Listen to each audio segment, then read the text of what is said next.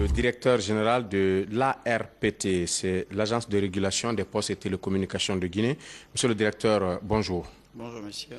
Alors, hier 2 mai, un décret présidentiel est tombé qui réquisitionne Ariba, son personnel, le matériel, les installations, les équipements et les actifs de la société Ariba. Un autre article du même décret confie l'administration provisoire de la société Ariba à l'ARPT. Monsieur le directeur, première question, comment est-ce qu'on en est arrivé là? On est arrivé à cette situation après un constat de non-progression des négociations qui consiste à trouver une solution au contentieux qui lie la société Ariba à l'État guinéen. Ce contentieux est né il y a quelques années. Il tourne principalement autour de la fusion de Ariba avec MTN, du processus de changement de nom de Ariba, autrement appelé le rebranding, et qui normalement devrait se faire suivant un processus prévu dans la convention d'établissement de Ariba. L'État guinéen, estimant que Ariba a violé un certain nombre d'actes contenus dans la convention, et comme la même convention prévoit des pénalités en cas de violation de ces actes, l'État a jugé utile et normal d'infliger une amende à Ariba. Cette amende a été contestée par Ariba.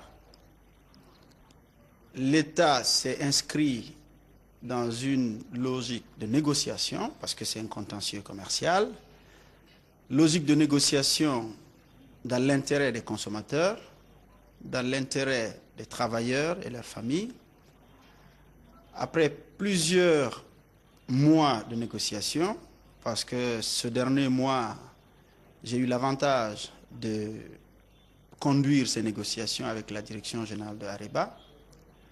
Quand nous avons constaté qu'il n'y avait pas de progrès significatif, nous sommes tenus de rendre compte à l'État, et l'État a pris la disposition, effectivement, de réquisitionner le personnel de Ariba et de mettre Ariba sous administration provisoire. Vous vous rappellerez que la semaine passée, il y a eu un communiqué qui demandait à Ariba d'arrêter la fourniture des services sur toute l'étendue du territoire à compter du 2 mai, 17 h. Et des négociations ont été enclenchées et des contacts ont été pris avec les 4 autres opérateurs pour résoudre les problèmes techniques éventuels qui pouvaient naître de cette interruption de service. Il a été demandé par les 4 directeurs des 4 autres sociétés de télécommunications, la note nous a été transmise, de voir comment on peut résoudre ce contentieux tout en évitant de faire subir aux consommateurs, aux travailleurs et à toutes ces PME qui se sont créées autour du métier de la Ariba. Et l'État, conscient de son rôle qui consiste à préserver les intérêts des populations, il y a les consommateurs, les travailleurs, les dirigeants des PME qui sont autour de Ariba, a jugé utile de laisser la fourniture du service continuer, mais de procéder à une saisie conservatoire des actifs de Ariba, la réquisition du personnel de Ariba et la mise de Ariba sous tutelle administrative jusqu'à la résolution complète et définitive de ce contentieux. Alors, ce contentieux, au départ, monsieur le directeur général, on parlait de 15 millions d'euros et aujourd'hui, on en est à 45 millions. Première question, qu'est-ce qui fait cette évolution du montant à payer? Et deuxième question, comment est-ce que cette administration provisoire de Ariba va se faire par l'ARPT? La première question, c'est qu'il n'y a pas eu d'évolution du montant de 15 millions à 30 millions ou à 45 millions. Il y a 2 montants qui sont différents. le montant de la pénalité s'élève à 15 millions d'euros. Les 30 autres millions constituent la plus-value que l'État pense être sa part dans les transactions effectuées entre Ariba et MTN. Et dans toute transaction commerciale, il y a forcément soit plus-value, soit moins-value. Donc l'État a estimé que dans cette transaction, il a un droit qui s'élève à 30 millions. Donc les deux montants sont des montants, bien que issus du même processus de fusion et de transaction, mais c'est des montants différents. L'administration provisoire, comme le prévoit le décret de Monsieur le Président de la République, sera juste une administration qui doit veiller, premièrement, à la continuité de la fourniture de services au bénéfice des gens que je viens de citer, à la sécurisation des équipements mobiliers et immobiliers de Ariba, parce qu'il faut veiller à la sécurisation de cela, à veiller à ce que les comptes de Ariba, qu'il n'y ait pas de mouvement sur les comptes de Ariba.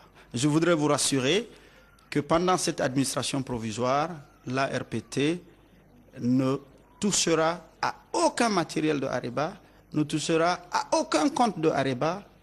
Tout sera mis en œuvre pour la sécurisation de tous les biens de Ariba. Il faut payer le personnel, il faut payer le carburant. Comment vous allez vous y prendre? Parfait. Nous sommes actuellement en train d'élaborer les termes de référence de l'administrateur provisoire qui sera désigné. Nous allons aussi inclure dans ces termes de référence, bien entendu, les dépenses de fonctionnement strictement indispensables qui seront présentées et motivées par les services compétents de Ariba, parce que quand on parle d'administration provisoire, nous ne mettrons pas tout le monde dehors. Il s'agit de la chaîne de décision. Donc la direction administrative et financière de Ariba qui a la latitude de motiver le paiement des salaires présentera ces situations qui seront appréciées par l'administrateur et approuvées par la direction générale de l'autorité de régulation. Ces dépenses sont des dépenses de fonctionnement strictement indispensables. Toute autre dépense, tout autre engagement de Ariba ne peut pas se faire pendant cette période d'administration provisoire. Cette administration provisoire qui est confiée à l'ARPT par le décret du président, c'est-à-dire la réquisition, a un délai bien défini, je l'espère. Alors si ce délai expire et que Ariba ne s'acquitte pas, qu'est-ce qui peut s'en suivre? Il n'y a pas de délai.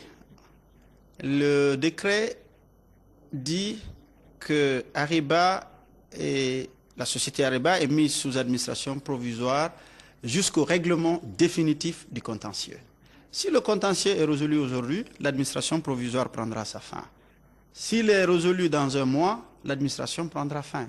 Donc aujourd'hui, la date dépendra de Ariba. Bien entendu, si Ariba pense, comme ils l'ont dit, qu'ils sont de bonne foi, s'ils arrivent à faire preuve de cette bonne foi, qu'on arrive à la résolution complète de ce contentieux, l'administration provisoire n'aura pas lieu d'être. Monsieur le directeur général de l'ARPT, votre dernier mot pour terminer cet entretien? Je voudrais assurer la population guinéenne, les abonnés de Ariba, les travailleurs de Ariba, que cet état de fait est une conséquence de non-progression des négociations que nous avons prônées avec la direction générale de Ariba. Que ni l'État, ni l'autorité de régulation, qui n'est qu'un démembrement de l'État, un mandataire de l'État, ne voulait qu'on y arrive là. Et nous pensons, et ça nous le souhaitons, qu'on sorte de cette situation très rapidement. Et sur ce, nous appelons les actionnaires de Ariba, la direction générale de Ariba, de faire preuve de bonne foi pour faire face à ces obligations afin qu'on sorte de ce conflit ou de ce contentieux commercial. Merci beaucoup.